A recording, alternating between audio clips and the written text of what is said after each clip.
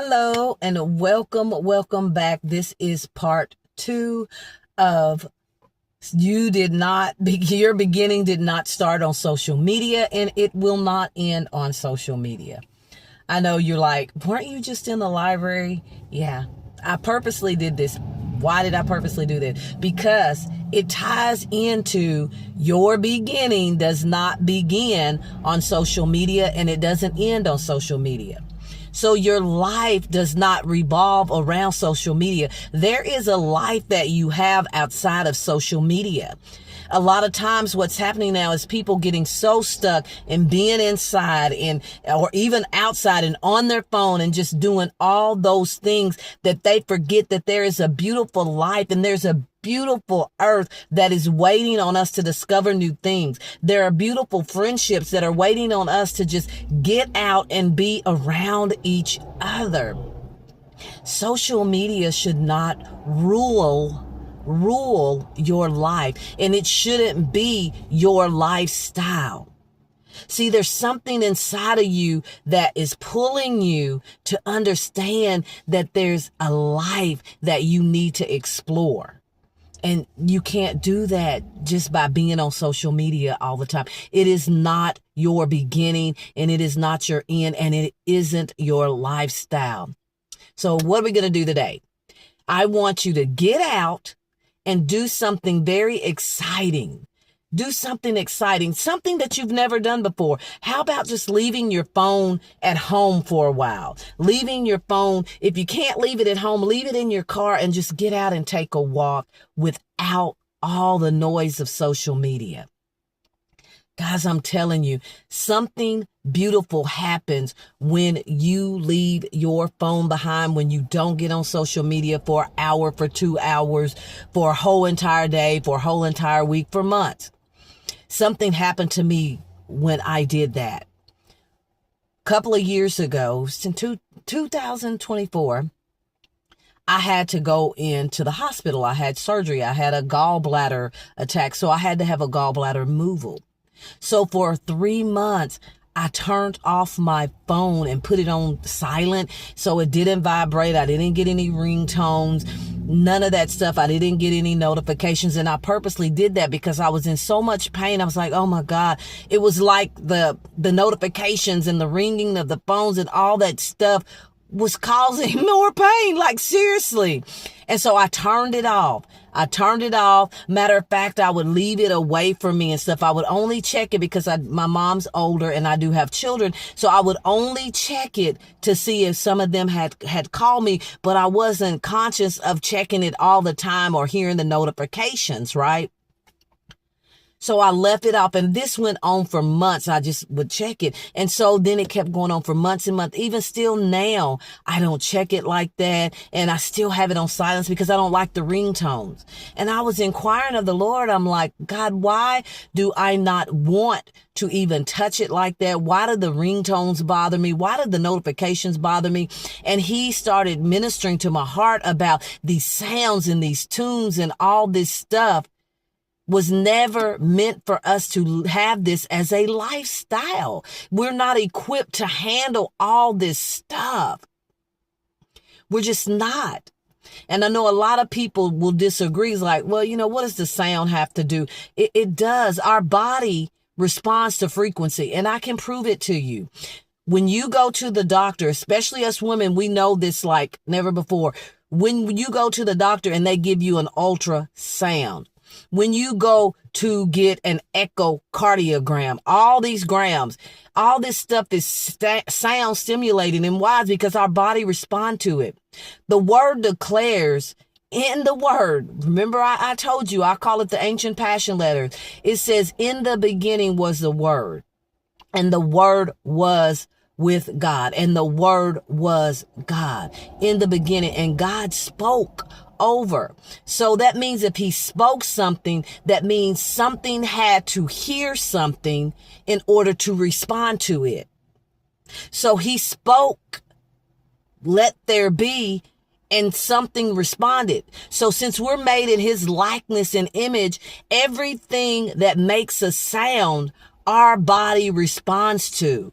And so what was happening was, because I was not feeling well and all this stuff was going on in my body, it was irritating me because it was agitating the illness that had attached itself to my body. And I was like, no, I'm not going to do this. So when God started ministering to me, and I started getting an understanding of what was actually going on with my body, I was like, yeah, no, we're not doing this. I'm going to have to do more research. And I did. And my research consisted of me going in the Word, and it consisted of me asking doctors and asking people who work in the industry if I was correct in that. And I knew I was, because God was showing me. So remember, social media is not your beginning and it's not your end. So get out, discover things about your surroundings. Start there right in your surrounding areas from your home. Explore your neighborhoods. There is so many people don't even know who lives in their neighborhood, who their neighbors are, what their neighbors even do for a living. Get back to life. We got to get back to the basic standard of a life. Knowing your neighbor, knowing your community, what community activities that are going on in your community. We're going to stay right there for just a minute. Okay. Community. Cohabitating in unity means and equals community. Are you cohabitating with your community? Do you know who is in your community? We have gotten so far away from community. Like, your kids probably don't even go and play like we used to go and play. And depending on where you live, you may not have went outside and played like that anyways. We need to make it a habit once a week.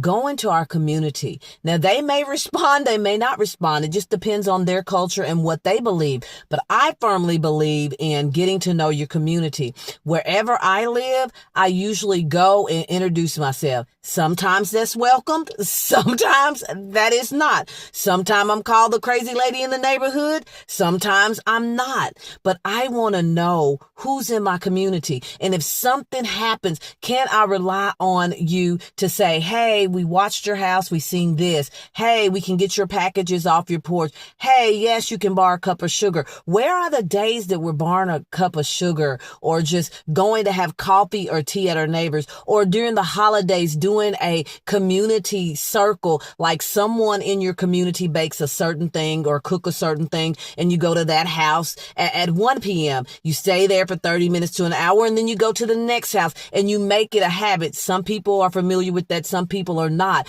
but it is just going around to each home, getting to know. I know everybody says times have changed. You can't just go to people's house. That could be true where you're living, but you won't know that until you really begin to get to know your neighborhood. Maybe go to the police station and ask them what's going on in your neighborhood, which you should be doing that anyways. And if you get the alerts, and now we have like Nextdoor and different apps that you can kind of see what's going on in your neighborhood. Connect with people on there and maybe do a meetup. It is extremely important that you really navigate your neighborhood. Know the escape routes in your neighborhood. If something happens and you had to leave your neighborhood real quick because of a forest fire or just anything could happen, or evacuating because of gas spill or anything like that, know your escape routes. Plan your escape route with your children. Do you have a plan with your children at school? Is there school in your neighborhood? There's certain things that we need to get back to. And a lot of times social media stops us from doing these things because we think all we have to do is just get on the app and ask Susie next door what's going on. Get to know people. Have a real relationship. These relationships that we think is real behind these screens are not real unless we've known each other for many years and we just happen to be friends online. That's something different. But I'm seriously talking about getting to know your community. Remember, social media is not your beginning and it will not be your end. So it's very key. It's very important that we recognize these things. That's why I'm so glad that I'm doing this series on there. And we're going to get on to some more things as the series progresses. But right now I'm just kind of getting you familiar with me and what I believe and my character and my personality. And although I'm behind this screen, and you don't really know me, some of you may know me personally, have met me in public, have went to dinner with me, have been in groups with me. But for you that don't, these are the things that I want you to get to know. And I know I'm not oblivious that I think that we should know everybody because everybody's safe. We know that that's not true. That's not a true statement. We know that. But as much as possible, we need to bring back community. We need to bring back discovering new things in our neighborhood. We need to know those things. A couple of things you can do. You can go to community boards. Some communities still have community boards in their, if you have a HOA, in their clubhouses. And if you don't have a HOA, maybe there's a community newsletter. Maybe that's where you need to start. Maybe you need to be the one to develop a community newsletter and pass it from house to house. Yes, we have the apps, but I mean, seriously, pass it from house to house. This could be a project that you and your family does. You do the newsletter, you pass it from house to house, you go in and you talk to people. You never know. There may be people in your neighborhood that want to write, that may want to join you in this venture. You may want to do a clothing swap in your neighborhood because you don't know what's going on. You may want to do a food swap in your neighborhood. Maybe they have canned goods that they don't use, but they have them and you guys can swap them. There's so many things that you can do. Clothing swap, jewelry swap, food swap, recipe swap, story swapping. You could really do a lot if you just understand that you are important in your community and other people's gifts and talent are just as important as yours too. Let's not make social media the end all be all. Now, granted, there are some kids that social media is all they know because my grandchildren, they grew up in the age of social media. So when I'm telling them these things and forcing them, I say forcing them because when kids, you tell them to do something, they're like, well, why would we do that when we could just play the game or whatever? But I actually explore neighborhoods with them. I actually get them out. Now they don't like it. Not all the time, but I tell them, connect with the neighborhood. Do you know what's in your neighborhood? Do you know if you go up that street that's going to lead there? No, I didn't know that. That's why I want to do this. That's why I want you to know if you had to leave your home and escape, where would you go? If you couldn't go in the car with us, where would you go? If you had to go tell the neighbors something was going on at home, where would you go? How would you know you could even trust them? So we need to build those things with our children. So this could be a family, a community, thing that you do with your family right there starting yours. And you never know, other people may want it, but they're just waiting for someone to start it. You could be that one to start all these things in your community. And it doesn't take much. It really doesn't take much. Get to know your community. Get to know your gift in your community. Get to know the key leaders in your community. I remember a time where, and sometimes they still do that. Do you go to your city council meetings for your community? I do. I go to the city council meeting and I go to the city council meetings in the city next to me. I go to the Addison ones and I go to the Richardson ones. And when I'm traveling, if I'm traveling long enough, I go to the city council meeting because that's what you're going to find out what's going on in your city, what is in the plan development for your city. How many times do you ride down your neighborhood or ride down and there's a road closed and you see a building coming up and you're asking, what's this going to be? What's that going to be? I hear people all the time on these apps asking, well, what they're building over there. If you go to your city council meetings, you would know before they actually started building them. But get involved in your city. Go to the city council meetings. Go to everything that they're having that you feel like you want to be a part of. Even if you don't go all the time, at least go a couple times because you know what they're planning. You'll know if the neighborhood next to you is in a planned development, what they're planning with your neighborhood, how many houses that they're going to allow to build there. These are things that you need to know. What is the financial status of the city? Do you know the financial status of the city you live in? Do you know where they spend their funding? Do you know these things? A lot of people think they do know, but they don't. And a lot of people don't care because they're like, that has nothing to do with me. It has everything to do with you if you're paying your tax dollars in those cities. And if you're living in those cities, it will definitely affect you. And if your children are going to school in those cities, it will definitely affect you. So get involved as much as you can. Social media, yeah, sometimes city councils will post the notes and stuff like that, but there's nothing like being in those meetings because they're posting the minute notes. There's things that happen inside those meetings that don't really get captured. And if you don't believe me, try it. Go to a city council meeting in your city and see. And if you don't want to go in your city, find out when someone else is sitting next to you and go there and kind of see how it's ran and kind of see what they talk about and what they discuss, because there's so much that gets discussed in those meetings that involve you, whether you know it or not. What is the spiritual condition of your city?